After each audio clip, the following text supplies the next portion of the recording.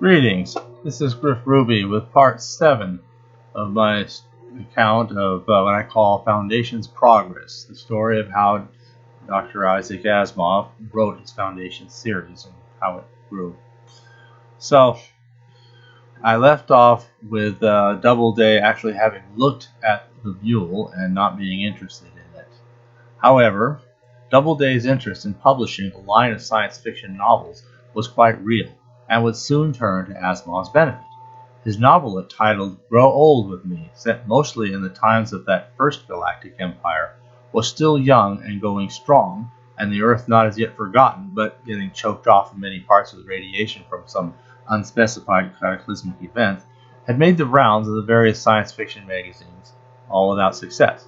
But in a revised and expanded form, now retitled Pebble in the Sky, it finally sold to Doubleday as his very first published book, seeing print in 1950. About every year or so, Asimov would write another such book of science fiction and Doubleday would publish it. But, regrettably, Doubleday had no interest in any of his previous work. As reported in I, Asimov, pages 157 and 58, quote, Doubleday did not publish everything I wrote in those early years. This became evident after it occurred to me that it was not absolutely necessary for me to write a new novel each year. Why could I not take advantage of work I already had done? For instance, in 1950, I had given up writing the Foundation series. I had worked on it for 8 years and written 8 stories totaling some 200,000 words altogether, and I had grown tired of them and wanted to pass on to other things. However, the stories still existed, and it seemed to me they might be worth republishing. So I took the carbons of the stories, which were not in the best of shape since I hadn't really thought them to be worth anything, and showed them to Brad, Doubleday. He studied them and then turned them down, explaining that he wanted new novels, not old ones. This was a huge mistake on Doubleday's part, and even though it was eventually corrected, it meant a loss of 11 years of earnings both for them and for me. Once I had moved to Boston, I took the manuscripts to the Boston publishing firm of Little Brown, and they turned it down also. End quote. So, the golden age of science fiction is said to have begun in 1939, primarily as headed up by the truly superior editorial leadership of John W. Campbell, then still fairly new as editor of Astounding Science Fiction, which he had recently retitled from Astounding Stories. But some other publishers also attempted to follow suit. A great many of the truly great science fiction writers, Asimov among them, had emerged over the decade, beginning then with short stories, novelettes, and series published in the various magazines, which Doubleday as a publisher did not see fit to publish, but which did provide them with some guidance as to who they should have to write new books for a new science fiction category. More than anyone else, it fell to Martin Greenberg, not to be confused with Martin Harry Greenberg, the anthologist with whom Dr. Asimov would subsequently work, who founded Gnome Press to gather and anthologize the various works of the science fiction greats who were published in the magazines over the 1939 and 1949 decade. Asimov continues, quote, There was, however, another publishing firm in the field. I mentioned earlier that there were semi-pro publishing firms run by science fiction fans. One of these, perhaps the last and best, was Gnome Press, run by a young man named Martin Greenberg. In later life, I worked with a wonderful man named Martin Harry Greenberg. It is important to remember that these are two different people. Martin Greenberg of Gnome Press was a glib young man with a mustache, quite charming, as glib young men often are, but, as I found out in the end, not entirely trustworthy.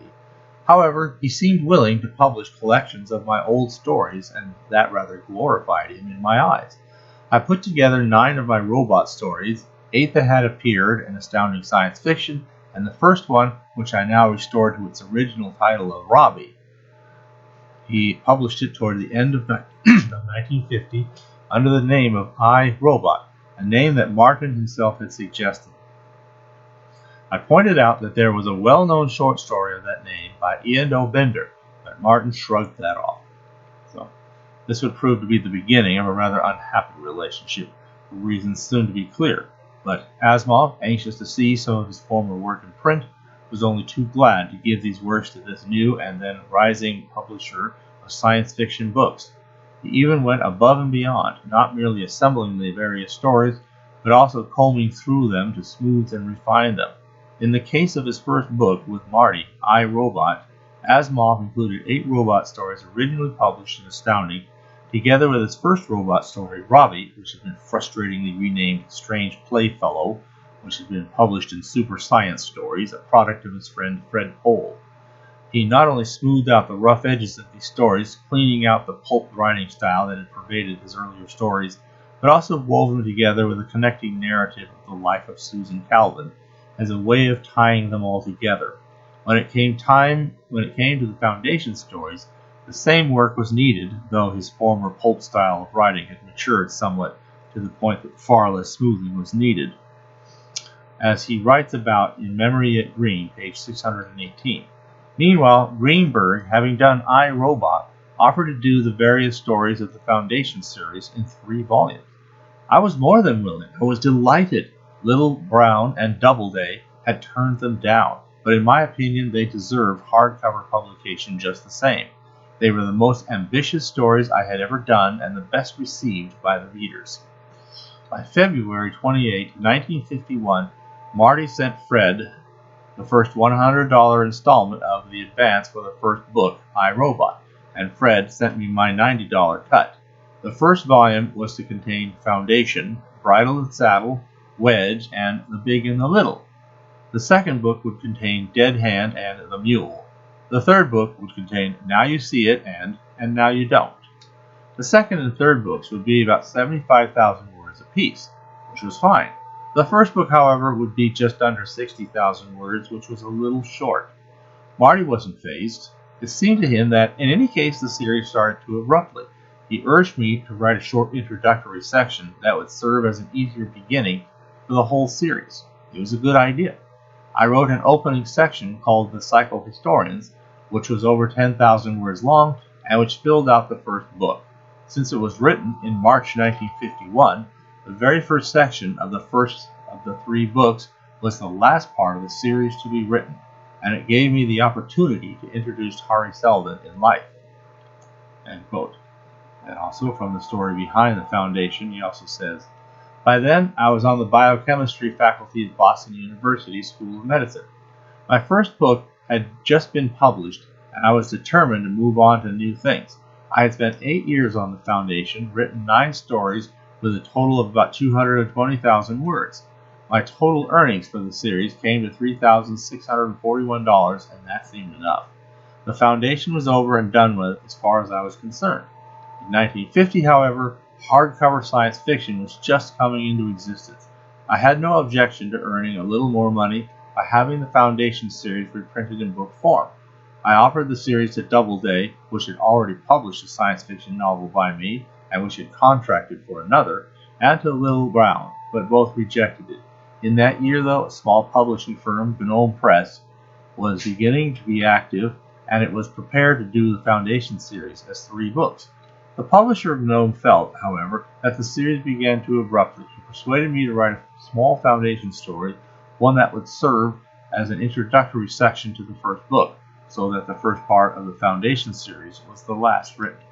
So, Asimov added some 9,875 words to the first 4 stories in the form of this new story, and also adding the occasional tie-in to this newly added section, such as quotes from the Encyclopedia Galactica, and deleting the original introduction, which had no room for a second Foundation charged with safeguarding the Seldon plan.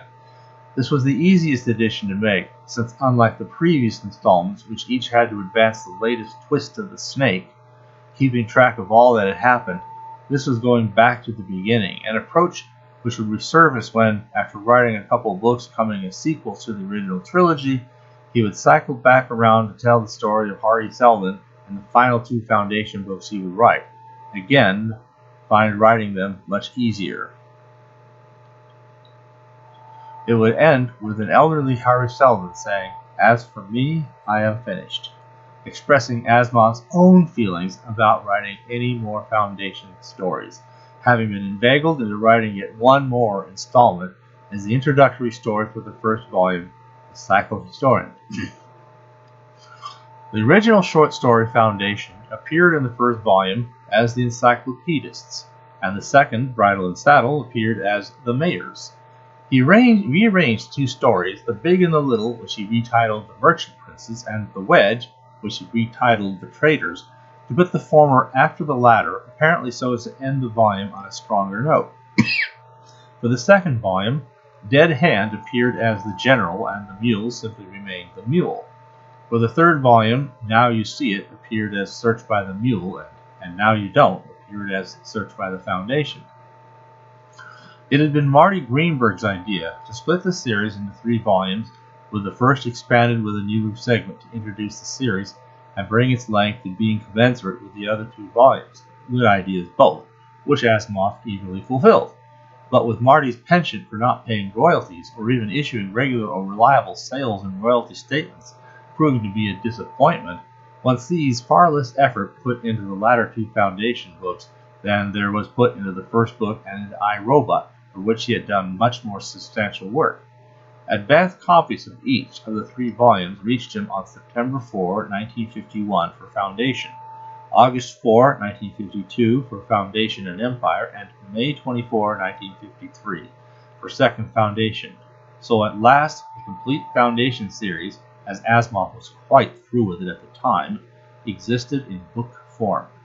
But Asimov's relationship with Martin Greenberg would be quite a strained one, as explained in Memory at Green, pages 682 to 683. Quote, I was grateful to Marty Greenberg for putting out the Foundation series as well as I, Robot when no one else seemed interested in doing it, and on the whole he had produced attractive volumes. It was quite clear by now, however, after 3 years of doing business with him, that he was extremely slow in paying even the smallest sums, and that he did not produce the kind of statements that the contracts called for. I never knew how many copies of my books he sold, so that I could at least know how much in debt to me he was. The situation looked worse when I compared it with the efficient and businesslike way in which Doubleday produced all statements in full detail and all checks with prompt readiness.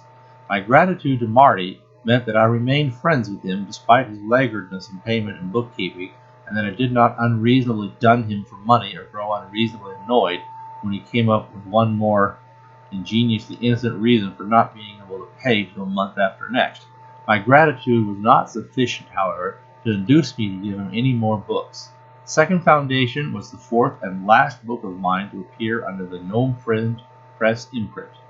Marty was annoyed at this at lunch once. When it became clear he wasn't getting any more books from me, he said rather violently, there was a clear understanding between us that I was to alternate books between himself and Doubleday. There was no such understanding at all, of course, though that was the way it had happened for 4 years. But I didn't argue the point. I simply said, where are the statements for the 4 books you now have? And Marty changed the subject and never brought it up again. He also further comments on his dealings with Martin Greenberg thus in I, Asimov, pages 157 to 159. He then published the Foundation series in 3 volumes, which came out in successive years, Foundation in 1951, Foundation and Empire 1952, and Second Foundation in 1953. I wrote a special introductory section to the first book in order to introduce the saga in more specific terms, so that the very first part of the very first book was actually the last portion written. Gnome Press also published books by Robert Heinlein, Hal Clement, Clifford C. Mack, L. Sprague de Camp, Robert Howard, and others. Virtually all the books Martin published, including mine, have since been recognized as great classics of science fiction, and it boggles the mind that Martin had them all. However, he could not exploit them properly. He had no capital, could not advertise, had no distribution facilities, no contacts with bookstores, and the result was that he didn't sell many copies. In addition, Martin had a peculiarity. He had an unalterable aversion paying out royalties, and, in point of fact, never did, at least never paid me. The royalties could never have been very high, but however small they were, he wouldn't pay. He always had excuses, enormous excuses. His partner was sick. His accountant was dying. He had been caught in a tornado. I suggested that I was willing to wait for the money, but couldn't I at least get a statement of sales and earnings so I could keep track of what he owed me? But no, that too seemed to be against his religion. Yet he had the unmitigated gall to complain when I gave him no further books. He had received 4 books that Doubleday foolishly didn't want. but I certainly wasn't going to give him any that Doubleday did want, and Doubleday by now wanted all of them. So when Martin complained, I simply said, "Where are my royalties, Martin?" and that shut him up. Now, if Martin had kept reasonable books and paid the miserable royalties we had earned, none of the writers would have been able to withdraw their books. As each writer's other books became increasingly famous and popular, the demand for the Gnome Press books would have increased, and Greenberg might have become prosperous and made Gnome Press an important science fiction publishing house. But he chose a different path, however. Once Doubleday had I, Robot and the Foundation books, they began to earn money at a surprising rate, and Martin never got a penny of it. Yet, though I resented the situation at the time and had hard feelings against Martin, time has shown me that, as in so many other cases, though a person didn't mean to do me good, he succeeded in doing so. After all, whether Martin paid me or not, he produced those 4 books when Doubleday would not. They existed and remained alive until it was time for Doubleday to take the Gnome Press caterpillar and turn it into a butterfly. He came to regret having given those fine volumes to Gnome Press, especially as the relationship with Doubleday warmed up to the point that anything with his name was considered a good investment, even a collection of unconnected short stories as The Martian Way and Other Stories, late 1955, subsequent to the end of eternity. But at the time, it seemed there was nothing he could do about the Foundation trilogy, nor I, Robot, as explained in Enjoy Now Felt, pages 24 and 25. Now that the end of eternity was in press, I rather regretted that the day of easy books seemed to be over. After all, the 4 Gnome Press books, I, Robot, and the 3 Foundation books did not have to be written. They had been written years before. They only had to be put together and smoothed out a little. Was there any way I could put together more? Not in the same way. I, Robot consisted of 9 connected stories, and the Foundation books consisted of 9 connected stories. I had no more connected stories. I could, of course, put together unconnected stories, simply have a book of short pieces. Such collections, I had been told, were death at the box office and didn't sell. Still, there was no charge for asking, so I asked Brad on January 16. Rather to my surprise, Brad agreed to take the chance. I had proposed that I put together my stories, The Martian Way, The Deep, Youth, and Sucker Bait, in a book to be called The Martian Way and Other Stories, and Brad was willing to have that done. My Doubleday books were obviously continuing to sell well enough to make even a collection of unconnected short stories look palatable if my name were on them. It made me regret that I had not held back on my Robot stories and Foundation stories until now, because it was clear to me that if I had asked in 1955 instead of 1950, Brad would have been delighted to do I, Robot and the 3 Foundation books. Then I would not have to be waiting while Marty Greenberg slowly dribbled out money in $25 amounts. But then, no one has a chart to the future. You must make your decision on the spot as best you can. There would be yet one more bit of agony. Well, we'll talk about that, agony, in part 8.